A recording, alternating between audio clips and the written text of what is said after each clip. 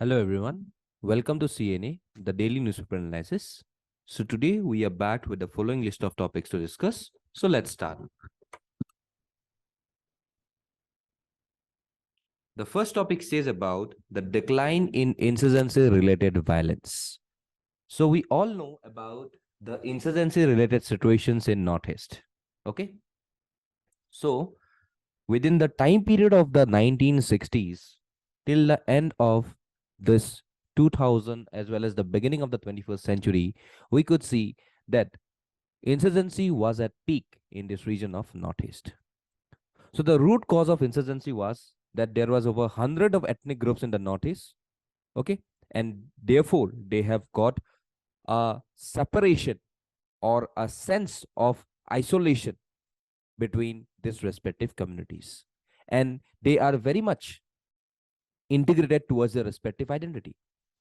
So this distinct identity in the region emphasized their uniqueness. So they wanted to retain this uniqueness in this political and social and orientation as well. And into these main regions that there are so many divisive forces at play in this region which gave rise to insurgency. So therefore, insurgency is basically a rebellion against the political organization when the ethnic communities feel that they are not properly representative. And there is a sense that their interests have been neglected, thus giving rise to violent movements. So we have seen a long period of time that why this violence or why this insurgency related activities lasted very good number of years. So we could see that today we have a good tendency, be it through progressive and aggressive policies of the government. Supposedly today we are directly blocking every type of external support who is directly financing this insurgent groups. Also, government is directly engaged in talks. I can take the example of the NSC and IM Isaac Muiva, whose talks finally went on in 2015. Okay. Today also we could see about the fatigue factor because continuous engagements of incidents in conflicts has been building for years, and thus the moments lost its intensity gradually. Now local population got fed up with the violence going on for years, and the popularity of the leaders of incident groups also declined with time. Today we could even see disagreements among incident groups for which some of them people came to the mainstream while some other directly went on into such form of violence.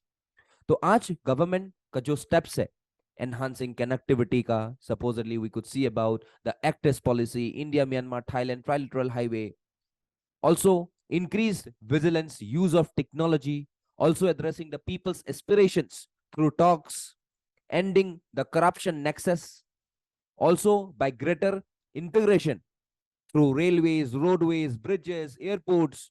We are directly seeing that today the people and their respective sense of acclimatization with the country of India is much more as can be seen in the past. तो इसी के basis पे यहाँ पे union minister Anurag Thakur has said about that 80% decline in insurgency related violence, and minister says that by this violence there is a sub declines of even the civilian deaths that have seen 89% drop. तो ये बहुत ज्यादा drop है. ठीक है. So today even we could see about the AFSPA, Armed Forces Special Power Act. It has been repealed from various regions as well as districts, only limited to some of the smaller regions of this area. So इसीलिए यहाँ पे ये news था about the insurgency related, basically important for your general studies 3 internal security. Okay, next. ST status to Beta Kuruba. So recently this is basically a tribe. Okay, we could see in Tamil Nadu. तो ये लोकसभा ने एक bill pass किया है to include this community amongst this ST status community. So if I say about this Betta Kuruba, so this tribe lives in the hilly regions of Karnataka and is one of the few indigenous communities of the Nilgiris. So they belong to the Hindu caste native to the Indian state of Karnataka. Tamil Nadu में भी मिलेंगे, आंध्र प्रदेश में भी मिलेंगे और तेलंगाना में भी मिलेंगे. So they practice sheep or goat and cattle pastoralism, is that they either herded exclusively sheep or a mixed herd of sheep and goats or cattle. So they are generally believed to be the descendants of the Pallavas, that is the dynasty that once we can see in this region of southern India. Okay, so therefore today we could see that यहाँ पे लोकसभा के द्वारा ये जो बेट्टा कुरुबा है इनको ST में डालने के लिए एक जो प्रोसेस है ये शुरू किया गया है। Okay, so we could see about that यहाँ पे एक अमेंड किया जाएगा एंड अमेंडमेंट से वी कुड सी दैट जो पत्ता कुरुबा ट्राइब है, ओके, इन ट्राइबों को एसटी का स्टेटस मिला जाएगा। ओके, तो इसी के बेसिस के ये न्यूज में थे, तो देख लेना, बहुत इंपॉर्टेंट है। Okay, so you could find this in this regions which you can see. Okay, so majorly ये साउदर्न इंडिया में ही ज्यादातर लोकेटेड है। ओके, चलो नेक्स्ट पे आते हैं, Rwanda deportation plan of UK. So ये एक प्लान है। तो रिसेंटली ये जो, पहले ये जानना हम लोग के लिए जरूरी है कि what is this respective plan. Okay, so this United Kingdom has directly signed a deal with Rwanda, that is a country of Africa. यहाँ पे देख सकते हो ये छोटा सा कंट्री है, ठीक है। सो यहाँ पे एक डील साइन किया था to send some asylum seekers to the East African nations, which is a move by that time Prime Minister Boris Johnson, and that he will save countless lives for human trafficking. So यहाँ पे जो immigrant crisis है UK, ये since 2018 there has been a marked rise in the number of refugees and asylum seekers that undertake dangerous crossings between the respective areas, which is physical barriers, be it the seas, be it through rivers. And most such migrants and asylum seekers hail from these war-prone countries like Sudan, Afghanistan, Iran, Yemen, Syria, Iraq, in सबसे। So Britain that has adopted a hardline stance on this illegal migration, and these crossings constitute an immigration crisis. So therefore, you can even see the Nationality and the Borders Bill 2021, which is still under consideration in the UK, allows the British government to strip anyone's citizenship without notice under exceptional circumstances. So this Rwanda deal is the operationalization of one objective in the bill, which is to deter illegal entry into the United Kingdom. So this UK and Rwanda Migration and Economic Development Partnership, or the Rwanda deal, is a memorandum of understanding signed between the two governments. And under this deal, Rwanda will commit to take in asylum seekers who will arrive in UK on or after January 1, 2022, usually illegally facilitated and unlawful cross-border migration. So Rwanda will function as the holding center where asylum applicants will wait while the Rwandan government make decisions about their asylum and resettlement petitions in Rwanda. So Rwanda will on its part accommodate anyone who is not a minor and does not have a criminal record. Okay, so today if I see about the rationale of this deal, so deal aims to combat people smugglers who often charge exorbitant prices from vulnerable migrants to pet them on unseaworthy boats from France to England that often leads to mass drownings. So this UK contends that the solution to migrants issue is human and mean to target the gangs to run this illegal crossings. Okay, so will this Rwanda deal solve the program of illegal migration? See, this deal will be implemented in a matter of weeks unless it is challenged by the British court. And यहाँ पे जो challenge किया गया था, तो आज इस British court ने accept कर लिया कि this is very much of lawful and this could be very much of utilized. Okay, so even today we could see that इससे थोड़ा बहुत तो कम हो ही जाएगा। पीपल स्मगलिंग का जो रैकेट है ये तो कम ही हो जाएगा, लेकिन इस डील का बहुत सारा क्रिटिसिज्म्स भी मिला गया है, because several activists, refugees and human rights organizations have strongly opposed the new scheme, because this will directly bring dangers of transferring refugees and asylum seekers to third countries without sufficient safeguards, and these refugees are traded like commodities and transferred abroad for processing. Okay, so does any other country send asylum seeker overseas? Yes, there are several other countries including Australia, Israel and Denmark that have been seen sending asylum seeker overseas. Okay, तो यहाँ पे 3 countries already है जहां पे asylum seekers को बाहर भेजा जाता है। तो उसी के बेसिस पे यहाँ पे ये न्यूज में क्यों है, बिकॉज ये जो डिपोर्टेशन प्लान था यूके का एक टाइम का गवर्नमेंट अंडर बोरिस जॉनसन, तो आज इस इनका जो कोर्ट है, इन कोर्ट ने इसको एक्सेप्ट कर दिया गया और बोला कि it is very much in कॉग्निजन with the UN rules of illegal migrates. तो इसी के लिए अभी देखते हैं कि यहाँ पे कितने ये लोग भेजते हैं, तो तभी अभी न्यूज में आएंगे, तो फिर हम लोग ये न्यूज लेके आ जाएंगे। ओके, चलो नेक्स्ट पे आते हैं, फिनलैंड्स लेबर क्रंच। तो यहाँ पे क्या हो रहा है, यहाँ पे न्यूज है, Finland pitches for Indian nurses tech workers amid labour crunches. Okay, so obviously it's a good news for a country like India which is facing a good number of insecurity due to unemployment. Okay, तो यहाँ पे जो Finland का जो एक process है, okay, तो आज फिनलैंड के पास कोई भी यहाँ पे जो टेक्नीशियंस है, ठीक है, और जो भी इन लोग के लाइक स्किल्ड लेबर्स है, यहाँ पे इनका शॉर्टेज आ गया है। तो आज ये सोच रहे Finland government that is to them plan that is they are planning to double the number of work immigrants entering the country and triple international student placements by 2030. Okay, so the Ministry of Economy Affairs and Employment of Finland has signed a joint declaration of intent on migration and mobility with the Ministry of State for External Affairs on India during her visit to India. So the joint declaration is expected to facilitate the mobility of students, academics, researchers, business people, and professionals, and to address the issue of irregular migration. So India has also signed a similar agreement with Germany and UK in the recent past. So the Finnish minister said that Finland hopes to attract workers in the technology and ICT sectors and also nurses from India. So the interest in Indian skilled manpower has come at a time when Europe is witnessing a massive labor crunch as businesses recover from COVID-19 losses and the border lockdown enforcements. So Finland is a country with a population of around 5.5 million, but has only about 2.5 million in the workforce. And therefore, it is furthering the experience and increased rate of retirement.